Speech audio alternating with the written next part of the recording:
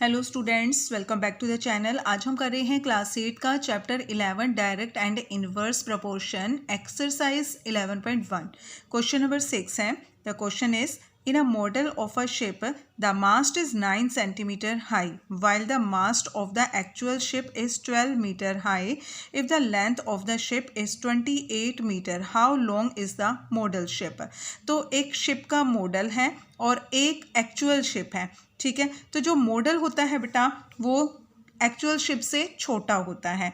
Actual ship तो बहुत बड़ा होता है लेंथ में, ठीक है, लेकिन जो उसका मॉडल होता है वो उसके कंपैरिजन में बहुत छोटा होता है। तो यहाँ पर एक मॉडल है और एक एक्चुअल शिप है।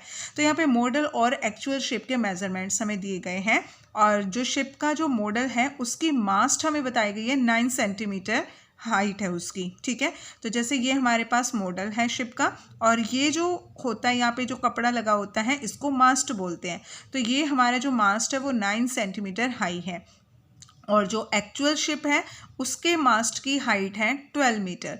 ठीक है, उसके मास्ट की हाइट है 12 मीटर। एक्चुअल शिप है तो वो बड़ा है तो उसकी हाइट जो है मास्ट की वो ऑब्वियसली बड़ी ही होगी।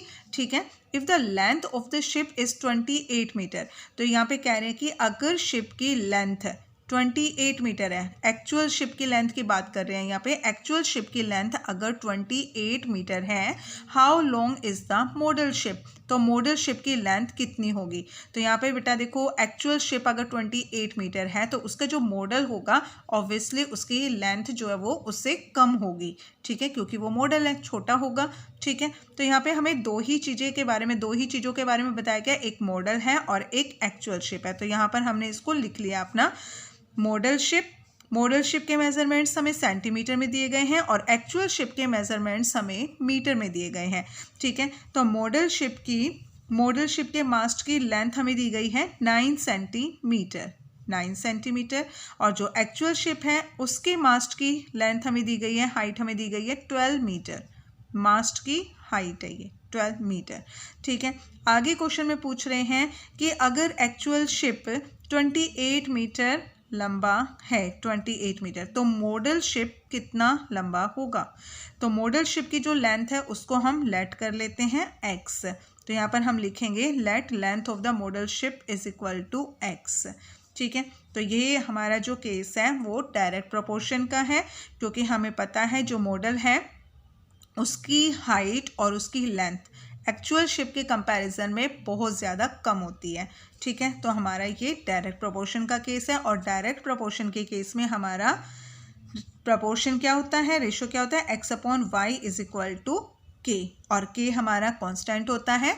ठीक है, x/y ये हमारा x और y है, तो x/y करेंगे 9/12 और ये इनका जो रेशियो है वो थ्रू आउट सेम रहता है।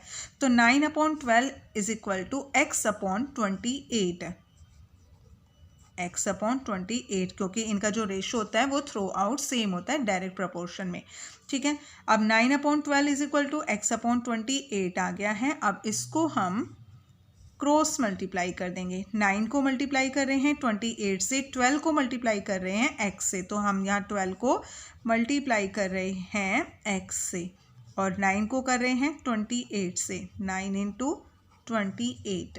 ठीक है, x हमें फाइंड करना है तो x को हम एक तरफ रखेंगे, एक साइड में। ये हमारे पास इक्वेशन आ गई है, ये हमारा लेफ्ट पार्ट है और ये हमारा राइट पार्ट है। तो हमें x की वैल्यू फाइंड करनी है, जिसकी भी हमें वैल्यू फाइंड करनी होती है, जिस वेरिएबल की, उसको हम एक साइड रखते हैं, एक तरफ रखते हैं और उसके साथ जो भी नंबर्स होते हैं, चाहे वो मल्टीप्लाई हो रहे हो, चाहे वो प्लस माइनस हो रहे हो या फिर वो डिवाइड हो रहे हैं, तो उनको हम दूसरी साइड में भेज देते हैं। 12 यहाँ मल्टीप्लाई हो रहा है तो इसका उल्टा हो जाएगा क्या, डिवाइड।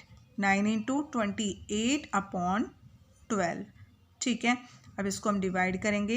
4 3 जा 12, 4 7 जा 28, 3 और 9 दोनों 3 के टेबल से डिवाइड हो रहे हैं। 3 1 जा 3, 3 3 जा 9, तो यहाँ पे हमारे पास x की वैल्यू आ गई है 3 7 जा, 3 को 7 से मल्टीप्लाई करेंगे, 3 7 जा 21। ठीक है, 21। तो जो x की वैल्यू आ गई है, यानी कि जो मॉडल शिप की जो लेंथ है वो कितनी हो जाएगी, 21 हो जाएगी, 21 सेंटीमीटर। एक्चुअल शिप की लेंथ है 28 और मॉडल शिप की लेंथ है 21 सेंटीमीटर, 21 सेंटीमीटर। तो ये हमारा आंसर है। ठीक है, मॉडल शिप की लेंथ कम होगी एक्चुअल शिप के कंपैरिजन में। ठीक है, तो ये था हमारा क्वेश्चन नंबर 6। अब हम कर रहे हैं अपना क्वेश्चन नंबर 7।